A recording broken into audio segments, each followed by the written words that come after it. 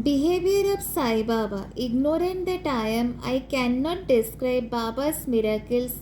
He got almost all the temples in Shirdi repaired. Through Tatya Patil, the temples of Sunni, Ganpati, Sankar, Parvati, Bhile, Deity and Maruti were put in order. His charity was also remarkable. The money he used to collect as Dakshina was freely distributed. Rupees 20 to some, rupees 15 or 50 to others every day. The recipients thought that this was pure charity money and Baba wished that it should be usefully employed. People benefited immensely by having Baba's darshan. Some became hale and hearty. Weak people were turned into good ones. Leprosy was cured in some cases. Many got their desires fulfilled without any medicine being put in the eyes. Some blind men got back their sight and some lame ones got their limbs. Nobody could see the end of his extraordinary greatness. His fame, his fame spread far and wide, and pilgrims from all sides flocked to Shirdi. Baba had his asan near the dhuni and always rested there. He sat there in meditation, sometimes without a bath. He used to tie a small white turban on his head and wear a clean dhotar round his waist and a shirt on his body. This was his attire in the beginning. He first practiced medicine in the village. He examined patients and gave medicines. He was always successful and he became a famous as a hakim, that is doctor. A curious case may be narrated here. One devotee had his eyes quite red and swollen. No doctor was available in Shirdi. The other devotees took him to Baba. In such cases, other devotees would use ointments, unguents, cow's milk and camphorated drugs, etc. Baba's remedy was quite unique.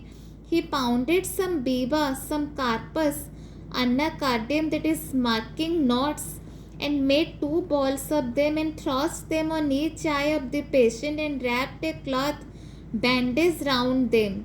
Next day the bandage was removed and water was poured over them.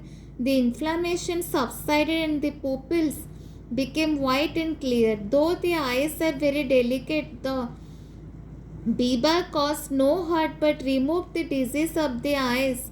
Many such cases were cured. This is only one instance in this regard. Then Baba's yogic practices. Baba knew all the processes and practices of yoga. Two of them will be described here. One is Dhauti Kriya or cleansing process. Every third day Baba went to the well near banyan tree at a considerable distance from the masjid, washed his mouth and had a bath. On one occasion he was seen throwing up his intestines, cleaned them inside, outside and placed them on a jam tree for drying. There are people in Shirdi who have actually seen this and who have testified to this fact. Ordinary dhoti is done by a moistened piece of linen 3 inches broad, 22 feet long.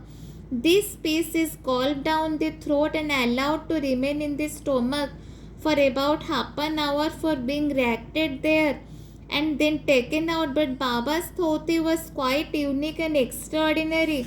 Then number 2 is Khanda Yoga.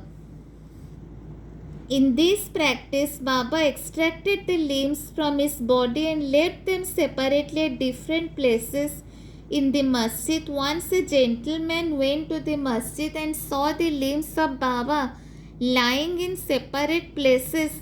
He was terrified. He first thought of running to the village officers and informing them of Baba being hacked to pieces and murdered. He thought that perhaps he would be held responsible as he was first informant and knew something of the affair. So he kept silent. But next day when he went to the masjid, he was very much surprised to see Baba hale and hearty as before. He thought that what he had seen previous day was only a dream. Baba practiced yoga since his infancy and nobody knew or guessed the proficiency he had attained in it.